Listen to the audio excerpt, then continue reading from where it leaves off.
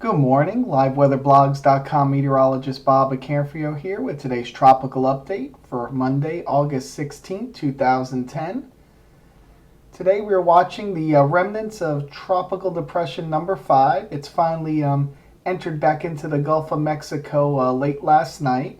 It's hard to really pick it up. We don't have visible yet this morning. It's still early, so just looking at the AVN colored loop here, you can see if you look real carefully, and I'll show you on the radar here in a minute, this is where the circulation is trying to develop here, south of Panama City. If you look closely, you might be able to see a little bit of spin in here. See a nice little bit of convection developing out into the warmer Gulf of Mexico here. So this is going to try to get itself together today. Hurricane hunters are tentatively scheduled to go out there this afternoon, and they probably will fly this system since it is pretty close to land here, and we only have about 24 to 36 hours before another landfall here in the southeast Louisiana coast. Definitely could see this become a tropical depression this afternoon, and possibly even a tropical storm before landfall again, about 24 to 36 hours. So sometime tomorrow morning, tomorrow afternoon, we'll see another landfall right in the southeast Louisiana section. And again, it depends how far away this gets away from land. If it can loop a little farther south like this, it has a little extra time over the water.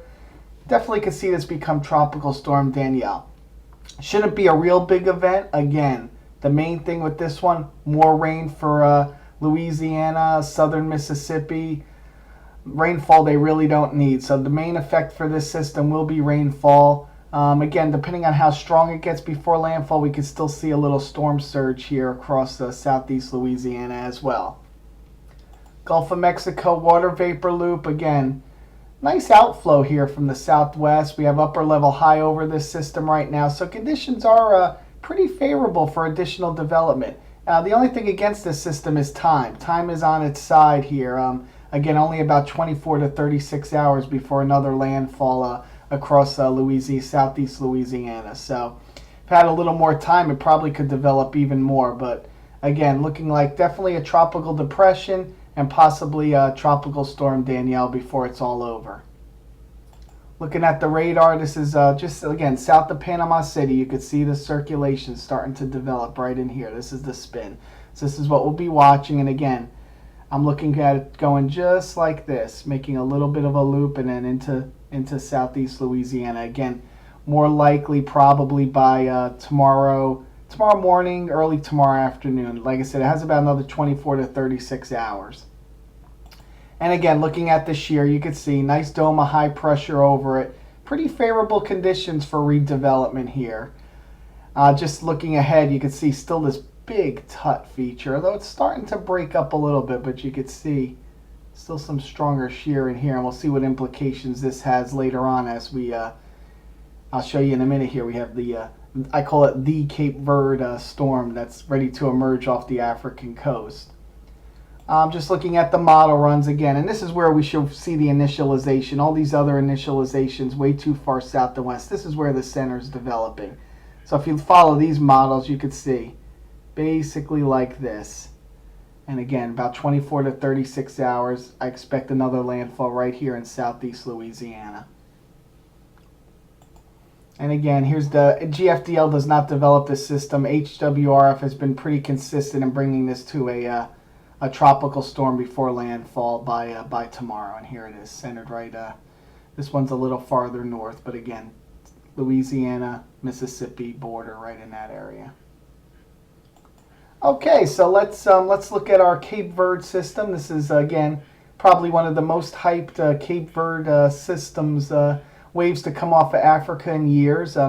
Every tropical forecaster or any weather geek that's been following the tropics has just been really wanting to see something develop out here, since this is supposed to be a pretty above normal season. So this one everybody's waiting for, and here it is, looking pretty healthy as it comes off the African coast. And this is the one we'll be watching this week as it moves towards the Cape Verde Islands. And then and I'll show you in a minute here, most of the models do have this developing west of the Cape Verde Islands later this week. And that's what we'll be watching here. So let's go through the models real quick. No gaps model. This is for late Friday, and you can see developing it west of the Cape Verde.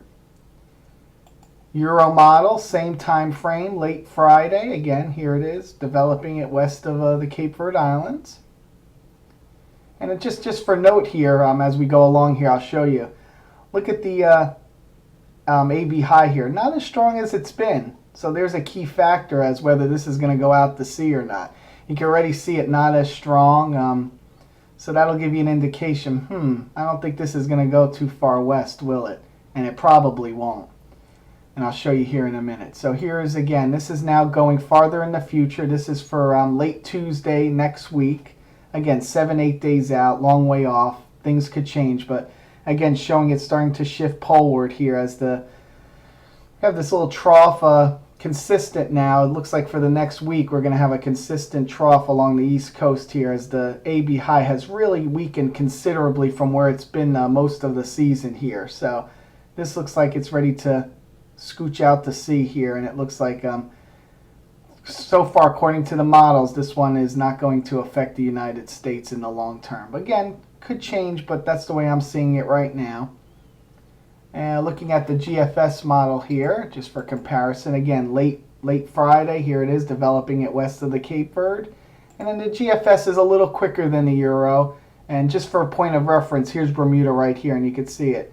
Finding this weakness, the high pressure not as strong as it's been, and this is going to go out to sea. So all signals are that this first one is going to miss any land, which is good news. Again, things could change. This is a week out with the models, but that's definitely, in looking at the signals, that's what it's looking like for me. So far, pretty confident on that this far out.